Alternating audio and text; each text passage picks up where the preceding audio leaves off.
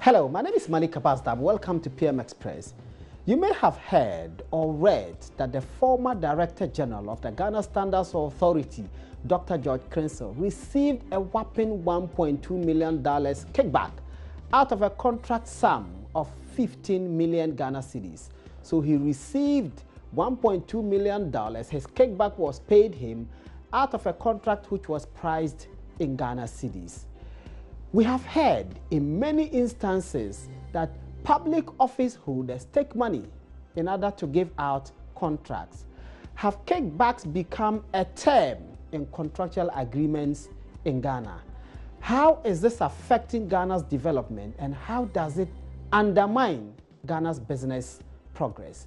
When we come back from the break, I will introduce to you an angry Ghanaian who is a management consultant, and he will break down all of these. Keep watching.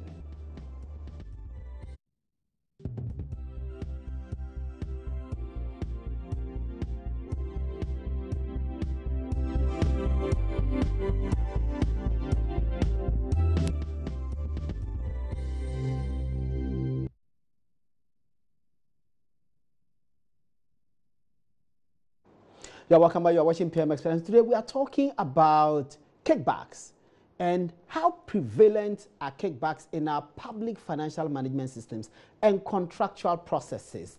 Is it a new term? I have, as I said, an angry Ghanaian who will answer these questions. But before I go and talk to him, let's pick some comments that came out of the story we ran, and we've been running this story all day today, about a committee finding. This was contained in a committee set up by the board of the Ghana Standards Authority to find out whether an allegation that the boss of the authority at the time received $1.2 million, and this emanated from a letter sent by a whistleblower to the minister at the time, Dr. Ekospio Gabra, who caused an investigation to be conducted by the board.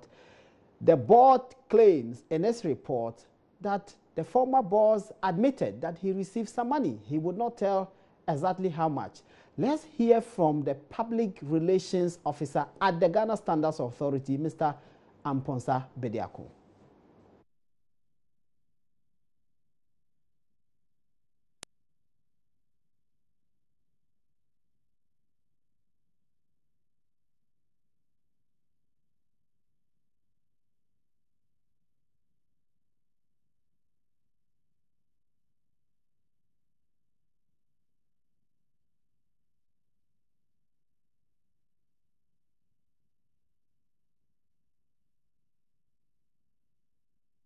Of taking unlawful monies from the contractor is established, then that's a criminal offense, and that clearly lies within the remit not of the board but of the Attorney General. They need to refer the matter to the Attorney General, and the Attorney General would direct the police to conduct further investigations into the matter. Would that be just the Trade Ministry doing that, or would the Trade Ministry be required to have its own investigation just to be sure before it moves ahead to ask the Attorney General as well? What the board has done is to establish prima facie evidence of culpability. Okay, they might, in doing so, breach certain standard procedures in investigations. And so, prima facie case. So, what they need to do at the board of the Minister of Trade and Industry, they need to refer the matter to the Minister of Trade and Industry. And I presume that because the Minister of Trade and Industry that directed the board, the committee to investigate the former or the executive director. If it is so, it needs to submit the report to the Ministry of Industry for further action to begin. Would this be best handled by the Attorney General's department or by IOCO or the Financial Crimes Office? The Attorney General, if she is of the view, or if she comes to the conclusion that the matter will best be handled by either IOCO or any of the specialized agencies set up for this kind of crime, she will refer the matter to them for investigations to be carried out and possible prosecutions if the culpability of the executive director is established. the procedure requires that they first refer the matter to the Attorney General's office. What about the Standards Board? Because as of now, the project is stalled. The contractor has not been able to finish the work, and it's unclear whether Dr. Quensil will be refunding this money as of now. That is an unjust enrichment. I mean, unlawful enrichment. Apart from the criminal action of accepting the kickback, if it is established that he did accept it, it will have a civil action lie against him to refund the money. Should he be required to refund the money before any of these other legal processes continue? I don't think that Standards Board or authority has power to initiate civil actions against the officers of the Standard Board for the recovery or retrieval of money. I think that in both cases have to refer to the Attorney General. Okay. But in any case, I think that it will be within the remit of the state to go for such money and also to punish the culprit for the offense or committed. You're welcome back. You're watching PM Express. We just heard Inu Safusini. He's a member of parliament for Tamale Central, and he was giving us some insights into this and how these things work. Let me talk to my guest. He is, as I said, an angry Ghanaian. He's a management consultant. He has tremendous experiences in how these things work. Mr. Kobna Atabedu. Did I get the name correctly pronounced? Yes, that's Kobna Atabedu. Atabedu, yes. Welcome to PM Express. Thank you very much. Were you surprised by what you heard as contained on the findings of a board at the Ghana Standards Authority? Doesn't surprise me, no. But in some ways, yes. How? It doesn't surprise me because every day we wake up to the news of one corruption story or another. So it's more like become the order of the day. Am I surprised? Yes. At the quantum of the kickback. Listen, if you give a 15 million CD contract and you are taking $1.2 million, convert it to CDs at the rate of 4, and you are hitting almost 5 million, that is almost a 30% or 33% of the entire contract. Of the contract sum.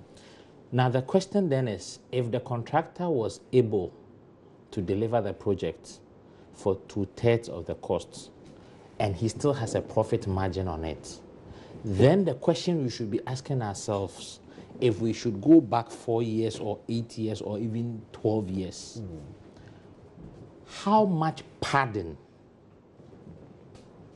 are we as Ghanaians paying for on all the public contracts that are executed?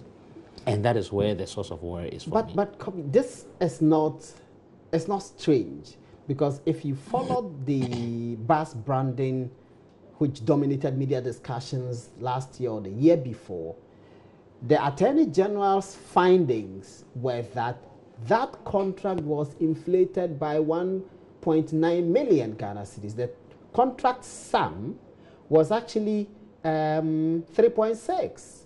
The Attorney General found that 3.6 constituted an inflation by 1.9 million. In that contract, that's more than 100%. So if we are if we say today that our public debt is sitting at 127 billion cedis, and it is appearing that between 30 and 50% of our contracts are always kickbacks, then in actual fact, the budget the state needs to run should be about half the amount we are owing. So what are we doing to ourselves? The sad thing for me is that, listen, I was in class 3 when Jerry Rawlings did his coup. He shot people Which one, for the less. first one or the second one? The second one, the 81. He shot people for less. So if for someone to borrow 50,000 cedis at a time, he lost his life, then what should happen in these instances? But, okay, given what you know, Are these things prevalent? How prevalent are they? Are they widespread? Is it common practice? Is it normal for contracts to be awarded and for money to be paid back to the persons who have the authority to award the contract? Unfortunately, yes. Do you have any specific examples, personal experiences that in the public service? Listen, I know of stories, accounts, friends who have gone to bid for projects and they are told to their face, the contract is yours if you give me X. That X is not a percentage of the contract. The guy wants a nominal sum. Whether it translates to 30% of the contract or 50% of the contract, he doesn't care. He just says, pad it and give it to me. And he takes it ahead, not after you finished. He takes it ahead of you doing the contract. Even before the contractor is paid, yes, they take their share. Their share. How you survive is none of their business. And that's the story. Is that good practice? Definitely not. Definitely not. The Public Procurement Act is very clear. It has provisions in the Section 9 how to deal with people who infringe on the act. Unfortunately, not one soul has suffered from that clause. It means we have never used that clause. Is that official complicity? How else can you explain it? Because those who perpetuate that, they have bosses. Who supervise them? Why don't they see? Listen, I sat on an entity. They brought bill of quantities. Entity, you are talking about a tender process. Yes. Mm-hmm. They brought bill of quantities. I can read quantities. When I read it, the first section has to do with just clearing the vegetation from the soil to be able to dig the foundation. To do what? To build a fence wall. A fence wall? A fence wall. Okay. The cost of clearing the vegetation before you would dig the trench was 10,000 Ghana. I asked the question, who would pay 10,000 Ghana to weed a plot? Or who would charge, the reverses, who would charge 10,000 to weed a plot? Take it that the contractor is a businessman. He's behaving like a rational human being, so he wants to maximize his profits. The question is, if you were paying for that project from your back pocket, from your own wallet, will you pay 10,000 for someone Ghana to clear vegetation before you dig the trench? To dig a trench to lay a foundation for a fence wall. Yes. Maybe the fence wall is so large. No. It is a regular 1 acre plot. 1 acre, 0.3 or something like that. And the clearing of the weeds alone. Yes. The total cost had been budgeted at 280-something thousand cedis. For the fence wall? For the fence wall. So we stopped it. The entity said, no, this one can't happen. We stopped it. Say, let's do value for money. Let's get someone to give us a benchmark. That has been awarded as we speak today for, if I'm not wrong, 86,000. Okay, so the total sum of the original bid was 287,000. Eventually, when we did the value for money, we awarded it for 86,000. We saved 200,000. On one contract? On one contract. The original process, this company that submitted the bids, what was the process? Was it competitive tender, or it was restricted tender, or it was sole sourced? In this particular instance, it was sole sourced. A request had gone to the PPA. The PPA had approved the sole source. So in effect, the PPA had approved. And by PPA, you mean the Public Procurement Authority had approved that 287,000. What does the PPA do before giving these kinds of approvals? Does it do any due diligence? Does it check the quantities to make sure that they are reasonable? I don't work there because I can't speak for them.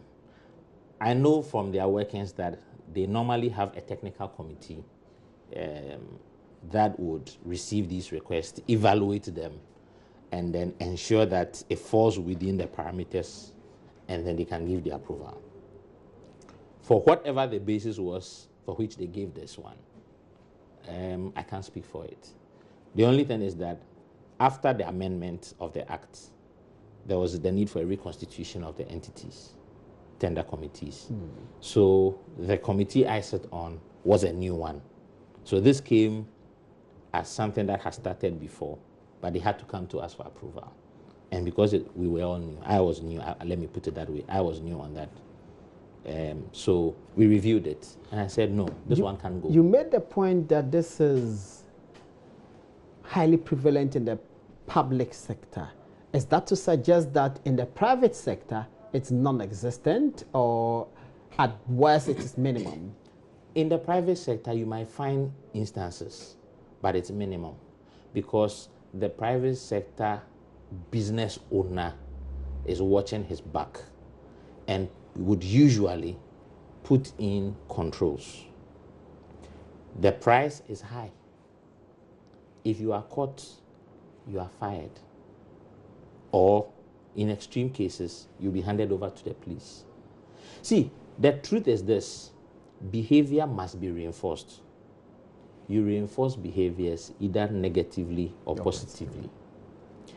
Because we do not reinforce behaviors negatively, as in punish people, they will perpetuate it. Who told you that there's no corruption in the West? The human behavior would behave if he's not restrained, or will misbehave if he's not restrained. The reason why they seem not to be corrupt is because the systems have been such that even if you collect that bribe money, you can't chop it. And if you are caught, you are dead. Why? Why would you collect the bribe money and can't chop it? If somebody brings you money and you take it, listen, you can't go and buy a house with it. They have a police state. If money falls into your bank account that you can't explain, you are handed over to the right people. Why do we not do that? Good question. The person who has to do that himself is part of the gig. And that person is... So why would he set a trap that would arrest him? Our problems are myriad. I think that democracy is also part of the problem. Oh, really? Oh, it's yes. a very controversial one. It's a controversial one, but democracy is part of the problem. How is democracy? Is democracy which creates a platform for all of us to speak our mind, for you and I to have this conversation, for you to point out, for me to be able to take an audit, an investigative report and publish it without fear of intimidation? Our democratic processes, our cultural practices and behaviors are all contributing to this problem. If someone wants to go to parliament and he doesn't have to share bentoa or roofing sheets, or wake up in the morning and people line up behind his door to come and collect breakfast, to come and collect school fees, would the politician be under pressure, financial pressure, to find money to give to these people? Well, but those are the things that are leading to the corruption. The politician may just be greedy, and if the politician is greedy and they want to own the best houses, both home and abroad, no matter what, if the people don't take money from them, it's not guaranteed that they won't engage in impropriety and rent seeking in order to make money. Malik, the West have their cultures. If you engage in behavior which is not acceptable, you are made to feel uncomfortable.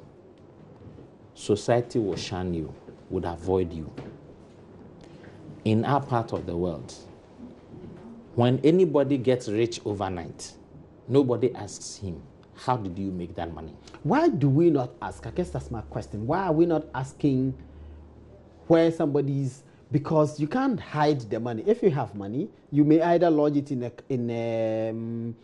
a bank, or you buy a car with it, or you build a house with it, or you buy some property with it, so it is easy to trace. Why aren't we doing same? $1 million question.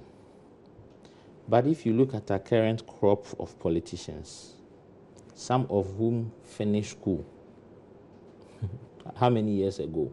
Barely 10 years ago. Today, they've never worked before, never held any job that is known before. Today, they own houses and assets in town. We all know. Why don't we ask those questions? That is where the problem is.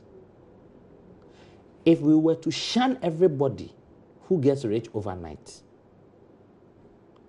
they won't feel comfortable to live in society, and it will be a disincentive. But why shun them? Shun them as in who? The citizenry or institutions, or who should shun them?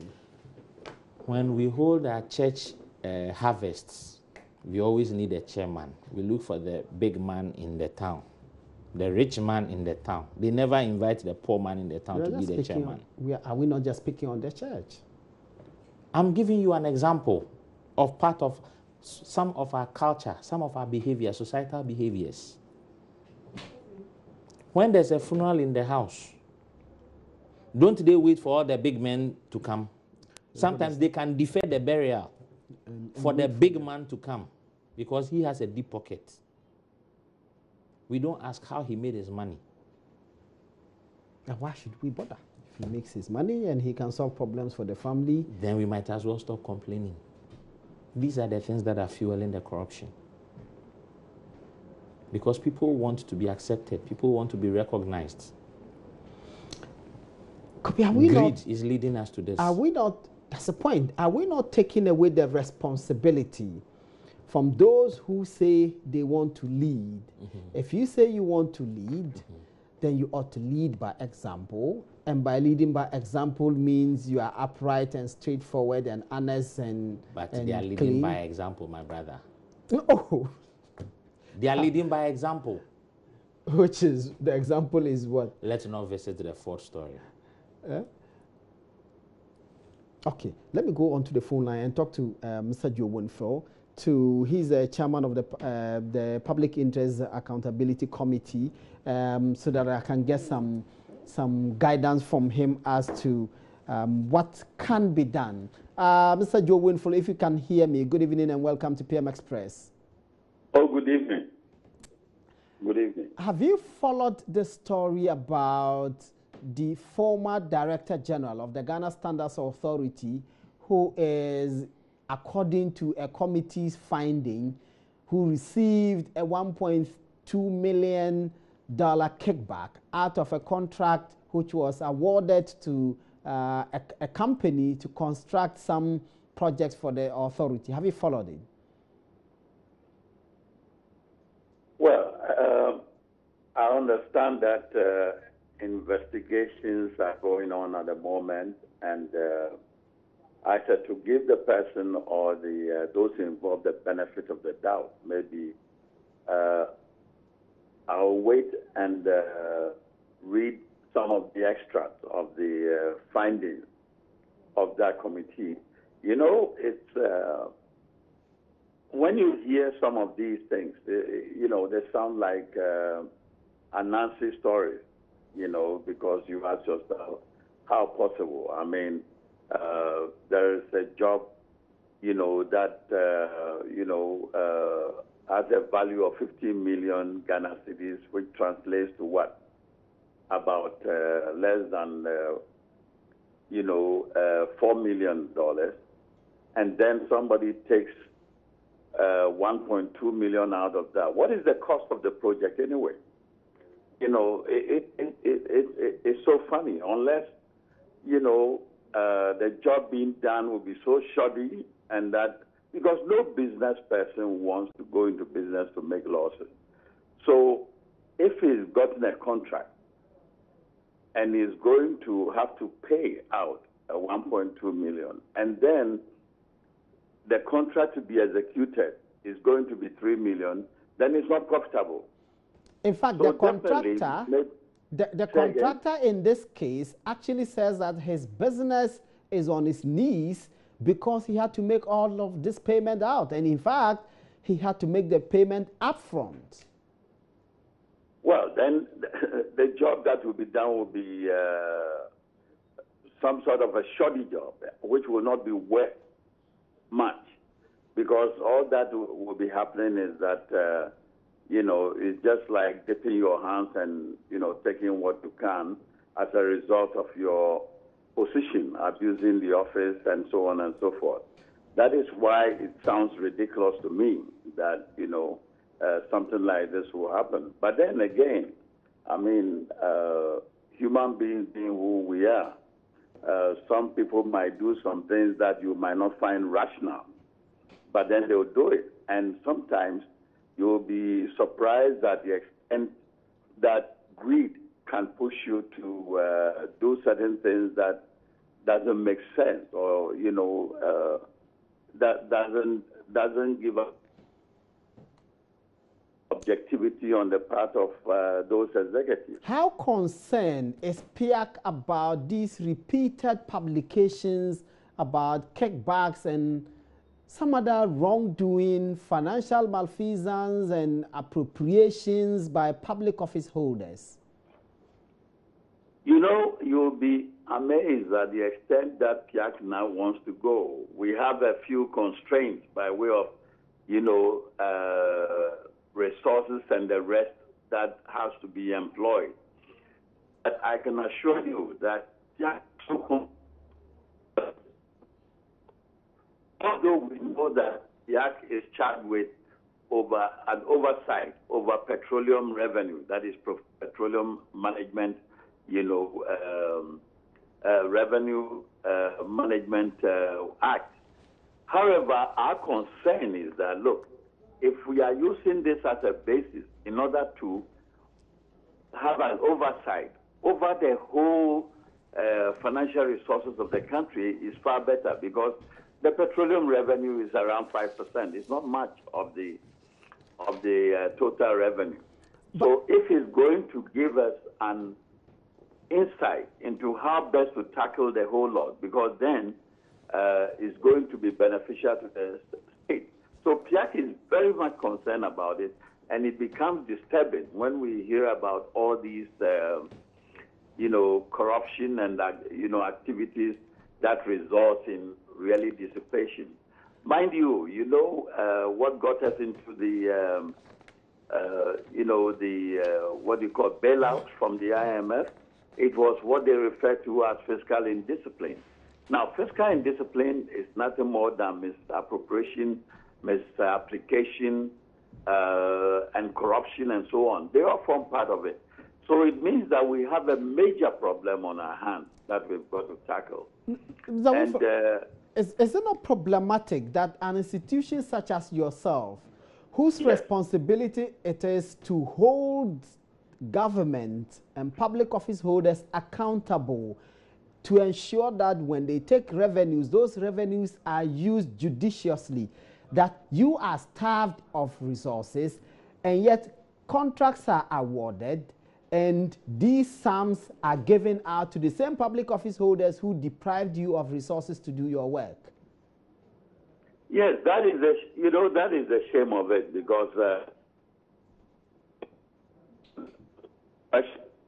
do the authorities really want you to perform your duties to ensure accountability?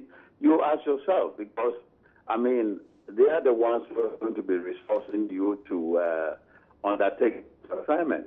Do you think it's deliberate? If I heard right, someone said a lot of our corruption is as a result of the nature of our democracy and the rest of it.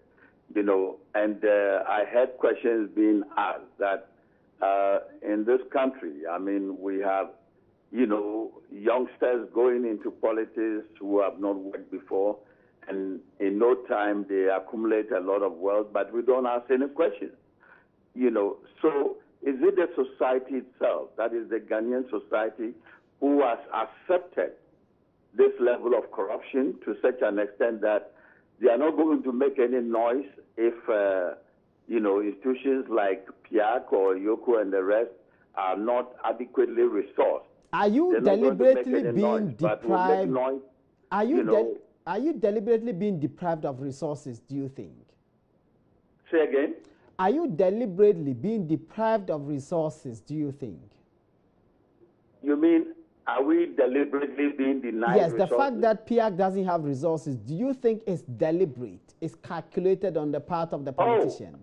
It might be that, you know, they will say that, you know, yes, we have, we received your budget, you know, for resources. There will be releases as and when funds are available. So it's a prioritization, you know, prioritization by the ministry, finance, and so on. So it's difficult to say whether it's intentional or maybe the funds are not available or whatever, you know, the reasons will be, because it should be, these questions should be answered by, you know, the Ministry of Finance, and then maybe they'll be able to explain the reasons why, you know, they have difficulty in releasing funds immediately. If you may be kind enough to hold the line for me, let me talk to Mr. Kobna Atabedu in the studio.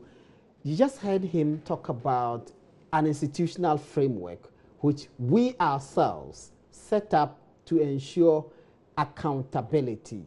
Accountability specifically with regards to oil revenues.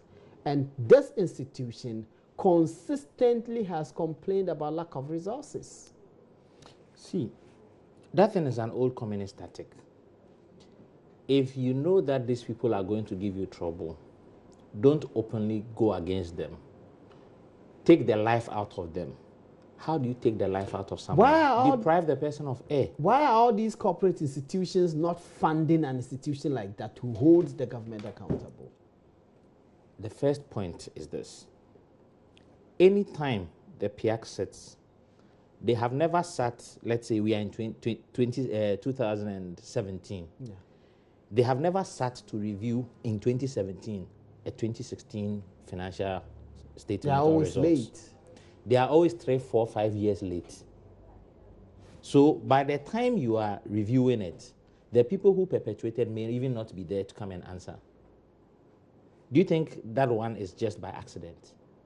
If we really want to deal with corruption, we'll make sure that the Auditor General has resources to conduct the audits in time. It is part of accounting practice. It is part of accounting standards. But we don't do it. Then every time the Public Account Committee sits, they will find people who have misappropriated funds. Can they tell us how many of them they have been able to get prosecuted? Because a tribunal sometimes when they come and sit there, it's as if it's concert party. It's humor. Because the tribunal that we were supposed to set up, which was required by a 2003 legislation, we haven't set it up. Why haven't we set it up? Because when the Parliament passed the act, we do not have the will to do it. It's as simple as that. Listen, a politician can do anything he wants to do except for change a man to a woman. If a politician doesn't do it, it means he doesn't want to do it. So why are you, the people, not holding the politician accountable? Why are the citizenry not demanding more transparency and more accountability from the politician? I can be honest with you. If you go into the sociology and the anthropology of any group of people, you'd find a common trait. It is generally believed that Ghanaians are patient and are docile. If you go to other parts of Africa, they seem to be more aggressive than we are. Really? From the way things are going, very soon, you will see more aggression. The past election was a clear sign. How so? If you look at the way Ghanaians were bent on changing the government and the margin by which the government was changed, it is one way of a patient people showing or demonstrating their anger. But if you demonstrate the anger after you close Don't worry. You will see that very soon. You see how Ghanaians responded to Dumso. Have you seen how we are responding to Galamsey? The average Ghanaian is getting more aggressive by the day. Always after the destruction has been done. We pray that it doesn't become like the Arab Spring. But if the corrupt politicians and people in power and do not change or are not changed, very soon you find out that the people will rise up. And you know what? It won't be like they are rising up and going to the Flagstaff house.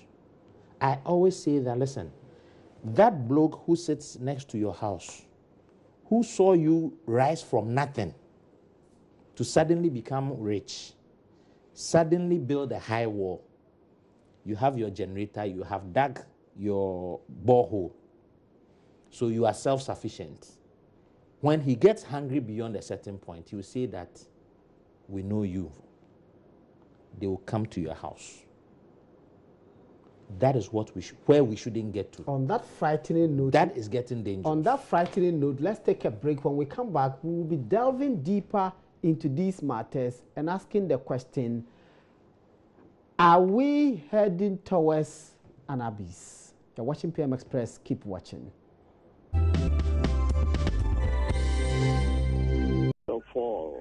The investigation was conducted by the board of GSA. The board is no more, but a new board will soon be put in place. And so since it was done in the interest of the organization, when the report is ready, it should go to the ministry. And then after studying it, the ministry will then direct whether it should go to YUKU will have to come and conduct further investigation, or the matter be referred to you. So at this stage, we still need further information. In fact, the whole thing is very shocking. We find it very embarrassing, very disgraceful and shameful, and we think we need to go into the matter to establish its truth or otherwise. But we don't have any doubt that something has gone wrong. Something has really gone wrong. All right, so Ms. Amponsa Bediakun, you say that this is really an embarrassment for the organization. At what time did you realize that this report existed, and what steps has been taken so far? I concede you say there is no board now, but when the Ghana Standards Authority found out, what steps did you take in this regard? You see, when it comes to kickbacks, nobody will expose himself to you to let you know the amount involved or when he took it. So it was very difficult. You can only be suspicious based on movements of people and meetings at certain times of the day. So some of us were actually suspicious, but then you have to wait and get hardcore evidence before you can move on. We got to know about this report not long ago, I would say about 3 weeks or a month ago, and getting to know it wasn't enough because as I speak to you, we have not even read the details of the report for us to know what is actually involved, what went wrong, who gave what amount, who received it, and so on. And that is why we think that further investigation is necessary. Because as I speak to you, our two projects, the pesticides laboratory, which is on our premise, and then the training school, they are at a standstill. We've sunk so much money into it, and that has really affected our finances. Financial standing of GSA, as I speak to you, is no good at all. So I beg your pardon, we knew of the training school, but this pesticides laboratory, was it also part of the work the contractor was to do? Well, that was given to a different contractor. And we don't know the situation with that one? No, in all cases we are suspicious because if you go in to inspect some of the items and facilities and gadgets that were recommended, the quality is suspicious. And You're welcome by your watching PM Express. And you just heard Mr. Ampon Sabediakun. He is the PR manager at the Ghana Standards Authority, expressing outrage at what happened. I'm asking my guest in the studio, does that outrage assuage your anguish over this? How can that outrage assuage any anger? The point is, the state has lost money. The only thing that would appease anyone is for us to first recover whatever money we've lost. And two, we want to see the law work. You can just ask him to pay the money back, and then the money. But it shouldn't end there. Because we had something that happened at the, what do you call it, the National Communications Authority. Some persons were given some money, huge sums as well. Somebody has been giving $100,000, $70,000, and they said, okay, just pay back. It is not enough to ask people to pay back. It is a crime. Deal with the person as a thief. Yeah, so that's what they said, they should pay back. No, paying back is collecting. You've taken something that belongs to me, I'm collecting it back. Yeah. It's different from a thief has stolen from you. You hand him over to the law. He must be tried and jailed. You think it doesn't end there. We have to collect the money first, try the people and jail them until we make it punitive, until we make it unattractive. How punitive? Because our laws already have defined. I started off by telling you that in Jerry John Rawlings's time, he killed people for less. So are you advocating that people who are found to have stolen, they should be killed? Up to a certain level, yes, if that is the option. You are not advocating shoot to kill when people are found to have stolen money.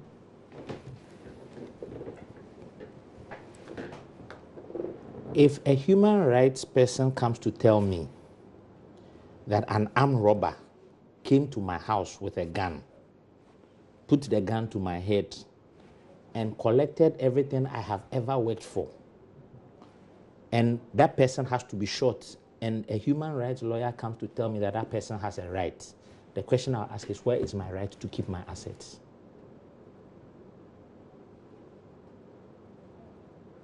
If, in my opinion, it should be that people who are found to have stolen state money, when they are found guilty, if it means giving them the maximum punishment, give it to them. If the maximum punishment is being shot, shoot them. That is the only way people will stop. Let me tell you what. When you go to the West, the reason why motivation to steal is not there is because it's a police state. When money drops into your, number one, it's a cashless system, so nobody spends cash. When money drops into... Are we not too illiterate to... When money drops into your bank account and it is above a certain level, the bank is obliged to notify the Internal Revenue Service, IRA. IRA will come and ask you, what did you do to make that money? If you tell them you worked, they will check, have you paid taxes on it? We may have similar laws in Ghana, but if the banks decide not to report... So, who is checking the banks? That is why we have banking supervision. What is the central bank doing? Why are they not cracking the whips? So you say if you lodge money in your accounts, the bank will report to the authority. Their pay.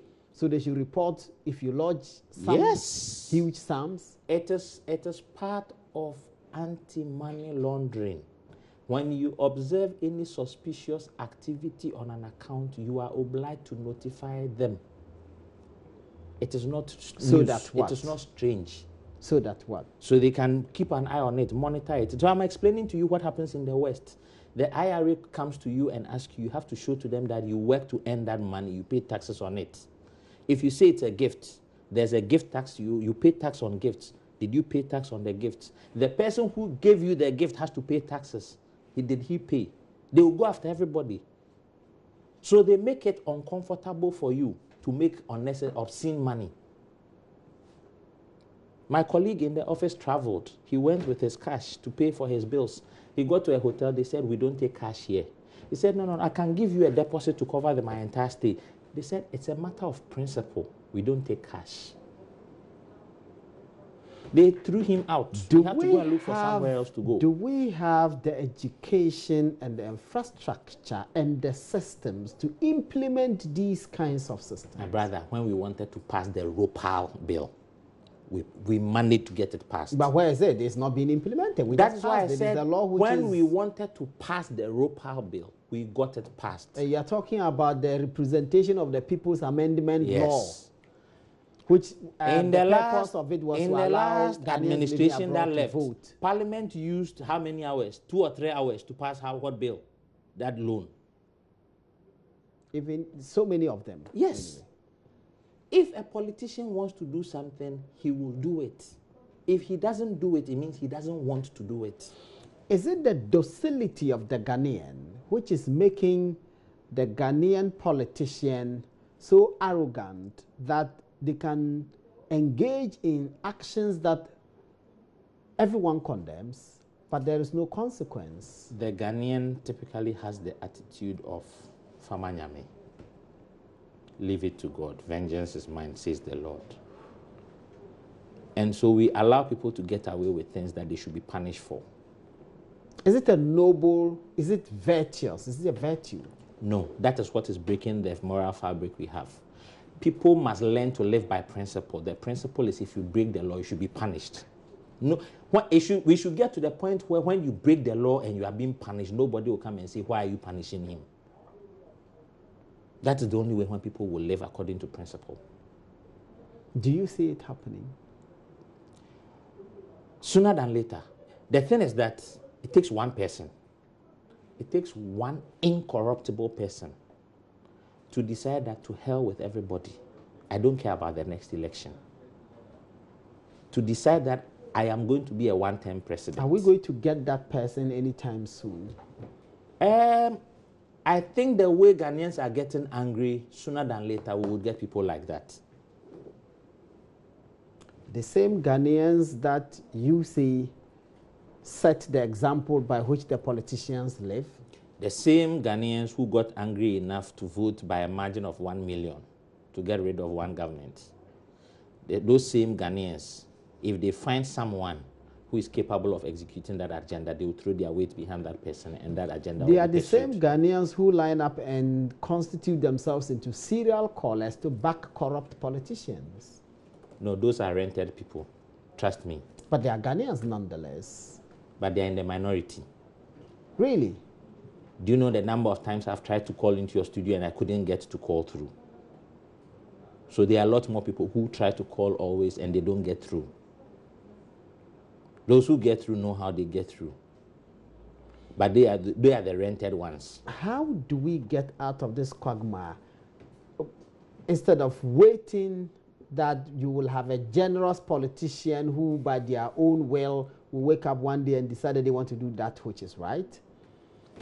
In the meantime, are we supposed to just continue to wait? You see, the good thing is that Ghanaians have had a history. We used to be in an era where we don't go beyond 5 years without a military coup. Mm-hmm. If we can't fix this by the ballot box, one day you will have one madman get up and pick a gun again, because this can't continue. That's another premonition that no one wants to happen. I don't want it either. But that is what happens when you stir the anger in the people. What should the citizens do to stop that from happening? The citizens should be angry enough to get the people in power and in political places to do their job for which they were voted into power to do. Else kick them out. Kobina Atabedu. It's been great talking to you on PM Express. He has been my guest. I've been with him on radio many times. He's a very angry Ghanaian. He's a crusader for that which is right. Until we bring you another exciting discussion on PM Express, my name is Mani Kabas Dabu. Bye-bye.